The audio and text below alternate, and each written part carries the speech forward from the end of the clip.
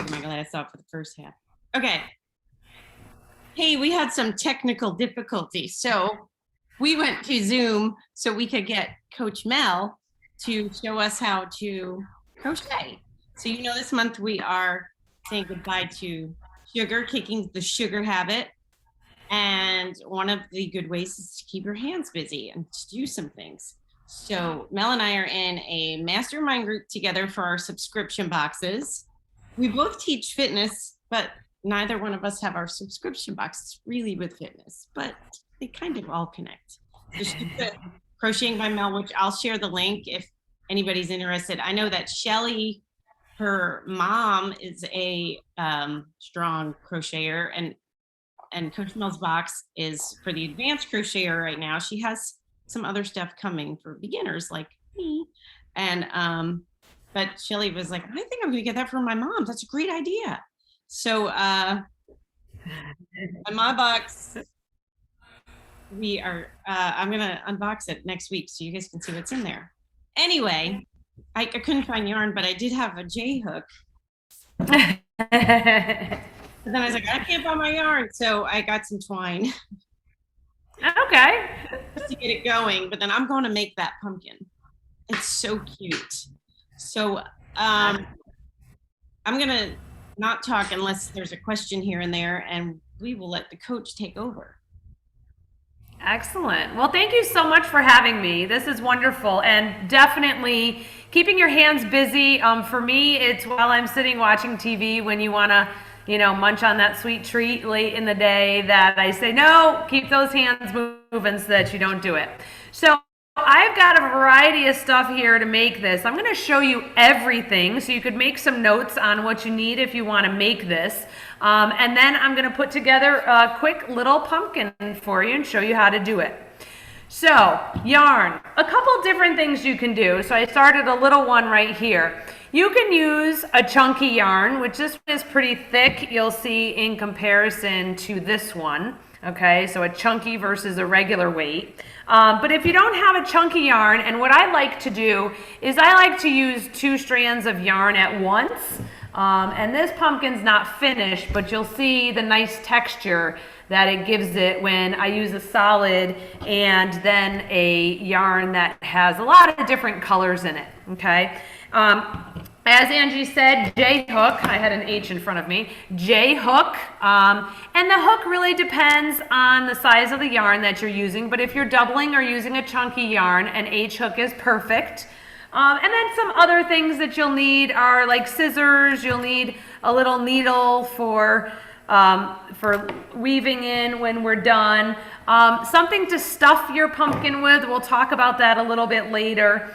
And then I like to take the easy way out and I use a good old stick and some leaves, grab these at Michael's, to finish it off. Now you can crochet it like the picture that was on the post, but I'm looking to get these done as quick as I can, so I do not tend to crochet that portion. All right, I am going to bring up my camera stand. This is my fancy dancy stand that my husband made me, so that when I do stuff like this, so you can't even see it, but I'm going to be taking my camera off of my computer and putting it so that you could see my hands at work here. So let me do that. Now, I'm not 100% sure if this is going to be upside down. Is that upside down to you? I think it is. Well, yeah, I guess. Okay, so let me turn the camera around this way. There we go. And then that looks better. Okay, so now this is a great project for a beginner, and I'm going to try to go slow on showing you how to start this so that if you're not familiar with crocheting, hopefully you can get the knack of this. All right, but we have our yarn here, and what I'm going to do is start with what's called a slip knot. So the slip knot, you bring that yarn around your fingers and then up through, all right, and now you want to hold on to that loop and then pull that loop up, all right? I'm holding on to the tail and to my working yarn as I refer to it and pull it so that you're making that cute little loop, all right. Putting putting your hook in there, and then you're just gonna pull that loop up, not so that it's super tight, but so that it is up against your hook. You don't want it to be big and loopy. All right. From there, we're gonna do what a lot of people know how to do in crocheting, and that's a chain. And some people don't know how to do anything more than a chain. Now, how you hold your yarn over here is something that you're gonna have to work on for a while to get the right way to hold it. I wrap it around my pinky and then bring it over my index finger, okay? Because I use my index finger as a way to kind of control what I'm doing with that. And again, that's something I don't expect you. If you're just starting out, that might take a little bit for you to figure out the right way to hold it. Okay, the chain. We're gonna grab that yarn and we're gonna pull it through the loop. Grab the yarn again and pull it through the loop. This is called a chain. So we just did 2 chains, all right? If you're counting them, yarn over, pull through the loop. Yarn over, pull through the loop. I'm gonna make a small pumpkin, so I'm gonna do about a chain of 13 here. So we're just gonna continue that same thing, grabbing that yarn, pulling it through the loop, grabbing that yarn, pulling it through the loop. And I'm gonna show you in a moment how to count this so you can see how many you have. Okay, I'm not counting, so I don't know how many I'm making here, but I'm trying to go nice and slow. All right, let's see what we have. 1, 2, 3, 4, 5, 6, 7, 8, 9, 10, 11, 12. I'm going to do one more, which will be 13.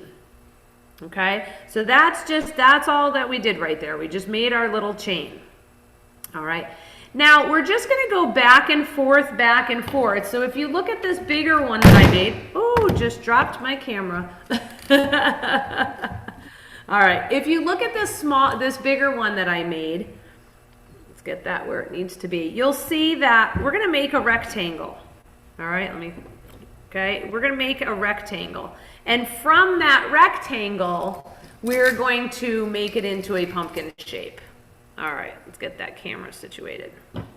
Move that off to the side. All right, which means we're just gonna do rows back and forth here. All right, we're gonna work what's called a half double crochet. Now you could do this as singles. I do have a YouTube video out there that shows this being done as singles. I started using the half double crochet and it's one of my favorite stitches, so that's how I've been making them. So this right here is, you never count what's on your hook. This would be the first chain from the hook. We're gonna go into the second chain from the hook. And the way you do that is, same as you started that chain, you put that yarn over your hook, but now we're going to go into that chain. All right, so I'm gonna show you again. Here's the chain right here. We're gonna put our hook into that chain, grab our yarn and pull it through. And what that did is it put all these loops onto our hook, okay? From there, you're gonna yarn over. So grab that yarn and pull it through all 3 loops that are there, all right? And that just made your first half double crochet. We're gonna do that a few more times together. So yarn over first, yarn over your hook. Oh, I keep going off the screen. Into your chain. Grab your yarn and pull it through. That's called pulling up your loop. So we now have 3 loops on our hook. Grab that yarn, pull it through all of those loops. Let's do it a few more times. Yarn over, into the chain, grab your yarn and pull it through, yarn over, and come through all the loops on the hook. So we're going to continue that all the way down to the end. Again, these are called half doubles. My husband, the wise guy, says, well, isn't half of a double a single? Not in crochet, it's not. All right, keep going down your chain. Stuck over here. And twine. Yeah, it's probably a little tough with twine. That's really thin. Finger workout, you know. Yep, exactly, a finger workout. All right, so what happens when we get down to the end of here is we're gonna have 12 half double crochets, because even though we chained 13, we did not use that first chain to put a half double into. So we're gonna have 12, and we'll do a quick count when we get down to the end. And you go all the way down to that chain where that knot is. All right, so there we have our start. So if we count 1, 2, 3, 4, 5, 6, 7, 8, 9, 10, 11, and this one down at the end is 1, 12. All right, so now to turn your work, you're gonna do a chain 1. So just like we started this whole thing out with a chain, you're just gonna grab that yarn and pull it through. That's a chain 1, and turn your work. If you're left-handed, you can work from left to right. If you're right-handed, you're gonna work from right to left. All right, we're gonna do another row together. So again, yarn over first. Now, let's see if you could see this. So see the V here of the stitch? See how it makes that little V? We're doing what's called back loop only half double. So instead of going through the whole stitch, I'm just gonna aim for that back loop. So I'm gonna go through the center of the stitch, just going into that back loop, pull up your yarn, yarn over, and come through all of them. We'll do those together again. I'm hoping that this camera is clear enough that you could see it. It's amazing. Yarn over, finding your next stitch, go through the center, the top center of the stitch, and just pick up the back of that stitch, pull your yarn through, yarn over, and go through all 3. Let's do that again. Yarn over, down through the V, the center of the stitch, just to the back, pull up your loop, yarn over, pull through all 3. All right, I'm gonna continue this row because I wanna show you what happens at the end, but I'm gonna just speed it up a little bit more here so that we're not here all afternoon. All right. That's it. So again, you'll have 12. So if you feel like your edges are not finishing off right and it's getting smaller or bigger, you can always do a quick count of your stitches just to make sure that you're staying at that 12. But I want to show you something down at the end here. All right. So a lot of people, when they get to that one right there, they think they're done. They think they're at the end. There is one more stitch. It's hiding down here. So don't forget that stitch, because if you forget that each time you do it, this whole thing is going to start going off to the side. So way down here, it kind of sits back a little bit. Let me show you again here, getting the camera. All right, so way down here, get through that stitch, pull up your loop, yarn over, and pull through. Okay, so we are now going to continue with a chain 1 and turn, and then you're going to do the exact same thing. Yarn over, you're going to go through the middle, pick up that back loop, pull up that loop, yarn over, and come through all 3. You're going to continue to do this. I'm just going to talk for a while in crochet. You're going to continue to do this for as many rows as you want. There's nothing carved in stone. Get it? Carved pumpkins. Nothing carved in stone when you make these pumpkins. If you make this nice and long, it will tend to be a short, plump pumpkin. And if you make it narrow, then it will be a tall, skinny pumpkin. So that all depends on what you want to do. I'm going to just show you a couple of different pumpkins. They're pretty much the same, but here's one that is a little bit on the taller side. Okay, that's one that's done with a stick, and we use some raffia or some twine instead of using leaves. Here's another one that's done with a stick and some leaves. I have price tags on them because they were just in my craft fair. You're so okay. And then here's one that's not quite finished yet. This is a big one, but you'll see. So I used a green yarn, and then I used another yarn that had some other colors in it. Okay, so we're gonna switch over to this one. So I did several rows. You can see it's nice and long. It's longer this way than it is tall. So this is gonna be a short, fat pumpkin, okay?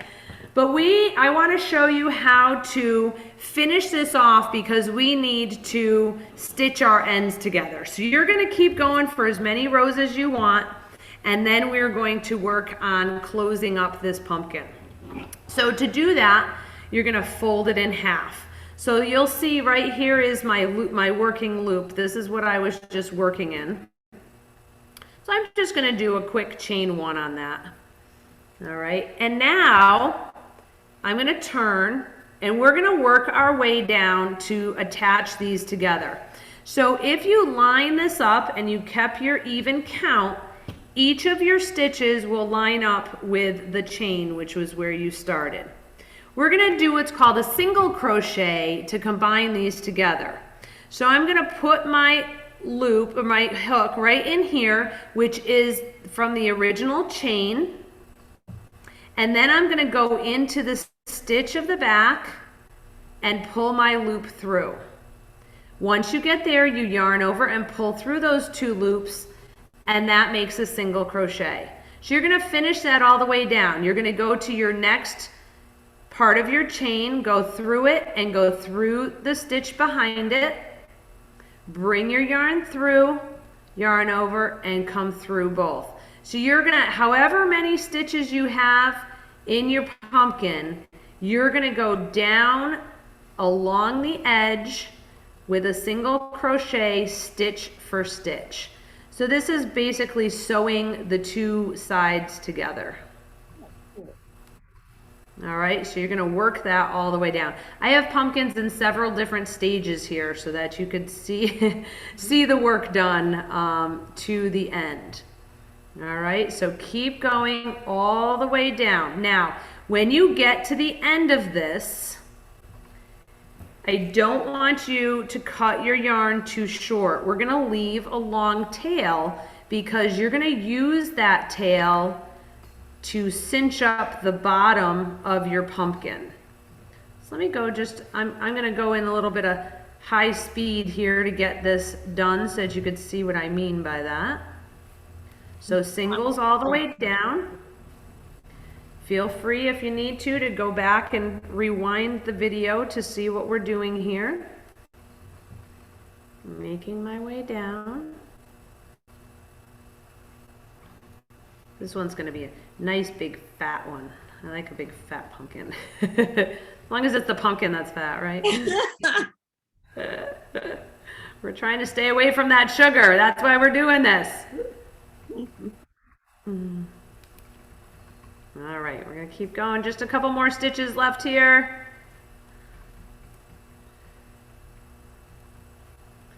Okay, all the way down till you get to the very end here. I've got 2 stitches left. And my last one. And my last one in the back. It really is relaxing. Right? I know, it really is. Okay, so we have made our way down and this has now become, so just keep that loop, this has now become a tube, all right? So if you really wanted to, and if it was big enough, you could make it a hat too. Oh, I see. Could be a hat too, yeah. All right, so we just made this ridge right here, which just blends right in with the other ridges, but that is how we fastened that. I'm looking for my scissors. I know I had them, they're over here. Okay, so when you finish off here, I want you to leave some tail. My camera cord is gonna, okay. Leave some tail, clip, and now pull that tail through that last loop that you made. Just pull it all the way through, okay? It's okay. I'd rather you had too much than not enough, so don't worry about leaving too much. We're gonna grab our needle out next. Now this is a blunt needle, and it has a nice big eye to be able to fit the yarn through, okay? Oh, I thought it was to see. All right. Pushing that yarn through. clip it so my ends are a little bit better. And I keep, I'll show you later, I keep every little scrap of yarn that I cut off because you'll see what I'll do with them in a minute. Okay. So now that we've got that threaded, we're going to flip this whole thing inside out. So just go ahead and flip it over because we want this kind of bulkiness that's going to happen down at the bottom to be on the inside. So we're going to work from the outside. And we're just going to go ahead and take that needle and right up along the edge, kind of weave, go over and under a few stitches here, and then give it a little pull. Because we want to make this whole thing cinch up to make the bottom of the pumpkin. Okay? So keep going with your weaving.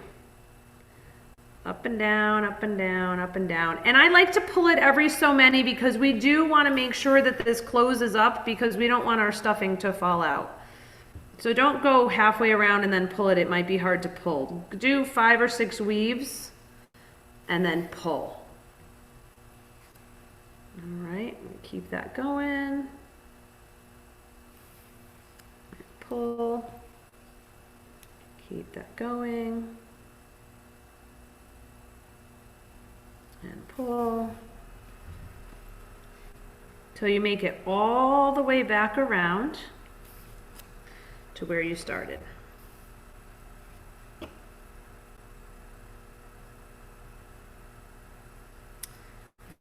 Pull. All right, so I'm coming back over to where I started this little weave in. And once you get there, give a good pull because you want this hole to get as tight as you can. Now what I do from here, remember this is on the inside so it's not going to be seen. I do a knot and I pull it right down as close as I can to that last stitch. And then I always like to do just a couple more weave-ins around the edge to even try to pull it in just a little tighter.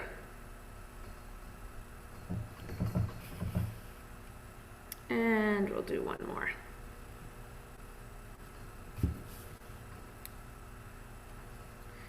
Loop it back, come through your loop, fasten it off, and we're going to clip. Okay. So this is what the bottom looks like. We just cinched that all together, and now we've got to turn it again so that now we have our right side out. Now, like I said, this is a big pumpkin, so for the stuffing and showing you how to finish, I'm going to switch over to my little one because I don't have enough stuffing products with me here to stuff a big one. Oh, I just realized I didn't finish off the end of this one yet. So what did I do with my needle? Let me finish this one really quickly. I told you I had a bunch of them in all different stages. This is a little one, and this one I did with a chunky. So you can see here, this is just one yarn that changed colors as it went. So it's not very colorful because it's so little, but this is just a chunky yarn. They had some really cute yarns out there that have some browns and oranges that would make really cute pumpkins. Sky's the limits here, everyone. Get those yarn scraps out and make whatever color you want to make because they're so much fun. Okay, I'm going to tie that off. All right, we're going to pretend that's all tied off and done and ready to go. So the next part that we're going to do is stuff it. Now, you can go to the craft store and you can get that good old polyfill and put polyfill in there. One of the things that I use, and it's not sitting right here, let me show you. So I told you that I save every single scrap. This is my little tissue box that is filled with yarn scraps. And that would be a perfect filling for a little pumpkin. You'd need a lot for my big one over here. But I literally, every time I'm working, I save my yarn scraps. So I got some more to put into there. And I use those. Here's another thing that I use. I'm all about recycle, reduce, reuse. These are t-shirts that I cut up with my rotary cutter. and I just cut them into little squares. So a lot of these t-shirts are from a business that my son used to work at, and they changed the name. So it's not a t-shirt that's going to be used anymore. So why not cut them up? So that's what I do. I cut them up and we stuff them into our pumpkin. All right, and you make them however you want to make them. Now, what I do once I put them in is I push the pieces out to the side because I want this to be a round pumpkin. If I just stuck them in and didn't kind of mush them around a little bit, it wouldn't take a nice shape. So I go from the center and push out until I feel like it's gonna, oh, this is gonna be such a cute little baby pumpkin, until it takes on a cute little shape. All right. And the last piece of what you're gonna do is, now some people I've seen use cinnamon sticks to do this. I love to go out in the yard and grab some sticks. Now some people will say, but what if they have bugs in them? Put them in a Ziploc bag, throw them in their freezer for a little while. Those bugs don't like it. They will come out of whatever they are in, and now you'll have a stick that's free of bugs. Or just put them somewhere where they could sit for a while so that you make sure that there's no bugs in them, okay? The stick is gonna go into the middle, and again at the top, just like you did at the bottom, we're going to weave this yarn. So when you start out, you're going to take that tail. Now, if you don't have a tail at the top, just take a piece of yarn, tie it off, and go around. Sometimes both of your ends end up at one side of your pumpkin. That's okay. Just tie a piece of yarn on. But we're going to weave around the top again. Don't pull it as tight this time. Just do a light weave. Around we go. Okay, because what I do here is we're going to use some imaginary hot glue. We're putting hot glue on the end of the stick and put the stick down into your pumpkin. Okay, I try to stick it down on the low side because we're going to do one other thing, which is we're going to glue in not only our leaves, but we're going to pull this all in and glue it down a little bit so that it has a nice pumpkin shape. All right. So get that hot glue. We're going to come down into the pumpkin a little bit around our stem and glue. While that glue is still hot, pull that cinched in yarn and push it down. Okay. Again, I will tie it off, make a knot here, and stick that stem in there. The glue is probably still hot in there. If you don't feel like the stick got, or the leaf got attached well, you can always just throw a little bit of glue on there and then stick it down in there and tie off. All right, and you could put, I have other leaves too. You could put various leaves in there. Howard, those leaves are a little too big for that pumpkin. We're gonna stay with the little one. And then you just mush it around. Make sure it's the shape that you want it to be, and you are good to go. Now, a big one like this, that's going to take a lot of stuff to put in there to fill it up. But you're going to do the same process no matter what the size is, and you will end up with cute little pumpkins. So cute. Angie, how are you doing on yours? I restarted, but I got 2 rows done because I was nice. So once you get that turnaround connecting through, it's easy. Good. Sugar. So. Yeah, so this is a great way to keep your hands busy. For me, it also keeps me awake in the evening so that I don't just fall asleep as soon as I sit down on the couch. And now I could definitely see doing this in red and making them as like a little apple, especially for maybe a gift for teachers. So you have lots of options here. And if you look at this one here, look at, roll this edge up.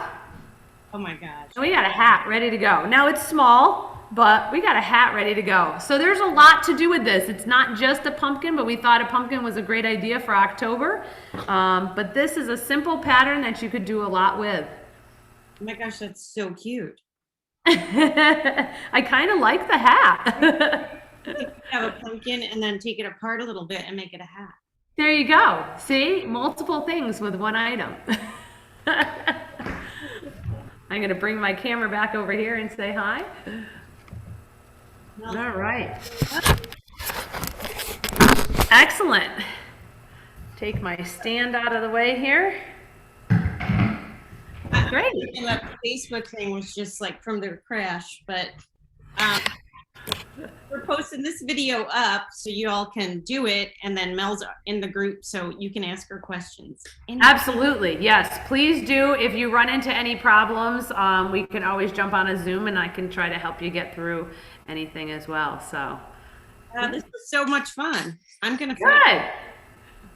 I want to see yours done. You make sure you finish it. Okay. Twine and all, but I might even go get yarn. But I am gonna go get yarn, but I don't. It's like, oh, I did so much with the twine. But yeah, the twine's hard. It's so little. Yeah, start making it bigger. That was the deal. Yeah. No, thank you so much. Happy to join you. Thank you for having me. I just love teaching crochet. Yeah, this is great. So I will see you back at Facebook. Sounds good. Okay. See ya.